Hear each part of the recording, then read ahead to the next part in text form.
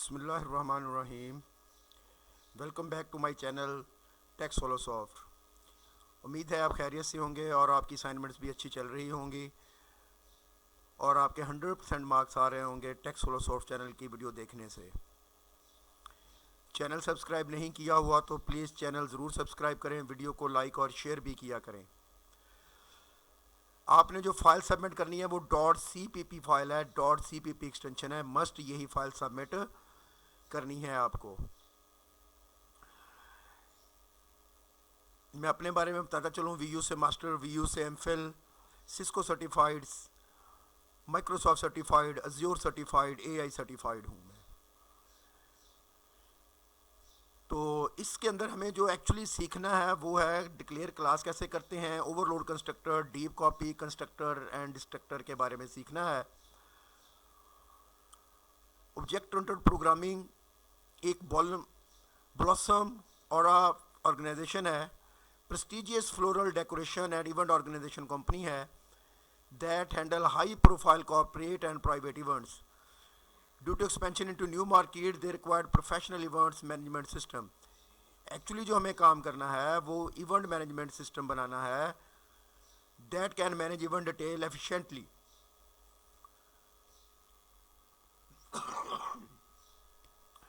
अब आपको क्या करना है? आपको करना ये है, you are given the following main function. आपको ये मेन फंक्शन दिया गया है, इंट मेन फंक्शन दिया गया है, ये आपने नहीं छेड़ना। इसके बाद आपने करना क्या है ये मैं आपको बताता हूँ प्रोग्राम के अंदर। इसको आपने एज इट इज़ रहने देना है। Analyse the above given main function carefully. आप मेन फंक्शन को देखें, what functionality is expected from the event class and write the complete class definition that will make this program compile and run successfully. उस function को, main function को देखते हुए आपने class बनानी है, कंस्ट्रक्टर बनाने हैं, सेटर बनाने हैं, गेटर बनाने हैं और जब इसको रन करें तो आपकी आउटपुट ऐसी होनी चाहिए। ये देखें, अब पहले हम आउटपुट देख लेते हैं फिर हम डिस्कस करते हैं। ये देखिए 100% सर के साथ मैच करती हुई आउटपुट है हमारी। अब हम इसको देखते हैं कि सर ने क्या कहा था और हमने क्या किया है। सर ने हमें ये मेन फंक्शन दिया हुआ था और कहा था इसको चेंज ना करें। इसको देखते हुए आपने क्लास क्रिएट करनी है, गेटर सेटर बनाने हैं और बाकी फंक्शन बनाने हैं। फंक्शन क्या थे वो कॉपी कंस्ट्रक्टर बनाना था।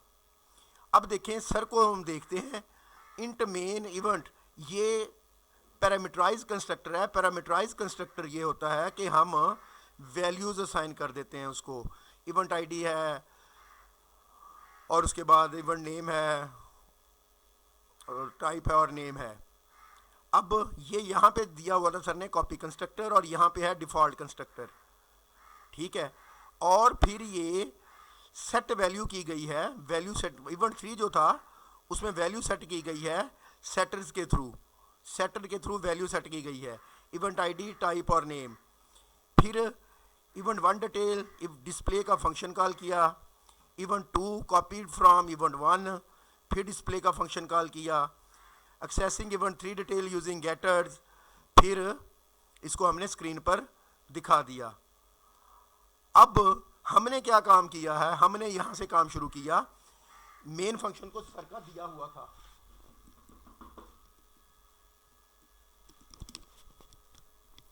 हमने यहाँ से काम शुरू किया। Event class definition, class event बनाई हमने, प्राइवेट वेरिएबल रखे, event ID, event type, event name.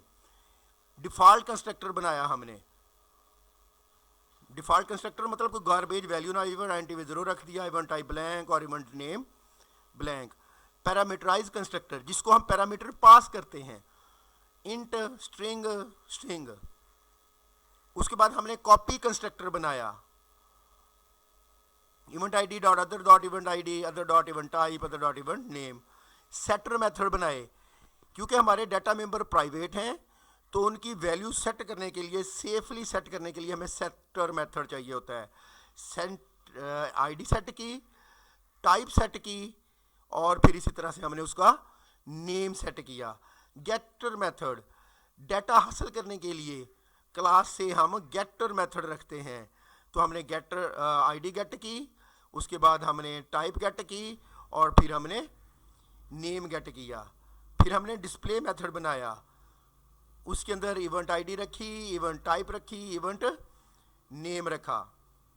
ये मेन फंक्शन सर ने बनाया हुआ था और यहाँ से फिर हमारा प्रोग्राम चल पड़ा। मेन की वजह से प्रोग्राम चला और जब चला तो ये है हमारी आउटपुट। चैनल सब्सक्राइब नहीं किया हुआ तो प्लीज़ चैनल ज़रूर सब्सक्राइब करें, वीडियो को लाइक शेयर करें, कमेंट करें। फाइनल ईयर प्रोजेक्ट चाहे वो CS 519 हो या 619 हो, आप मेरे साथ कांटेक्ट कर सकते हैं। आपने अब जो फाइल अपलोड करनी है वो ध्यान से देख लें। ये है वो फाइल CPP फाइल जो कि आपको अपलोड करनी होगी।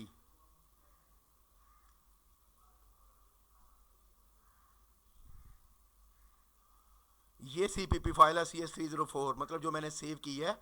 ये .cpp जिसकी एक्सटेंशन है, ये वो फाइल है जो कि आपको अपलोड करनी होगी। मस्ट यही फाइल, और कोई एग्जी फाइल ना कर दीजिएगा, कोई और फाइल ना कर दीजिएगा। कोड एक बार मैं आपको शुरू से आखिर तक दिखा देता हूँ, एक बार स्लो ताकि आपको टाइप करने में आसानी रहे।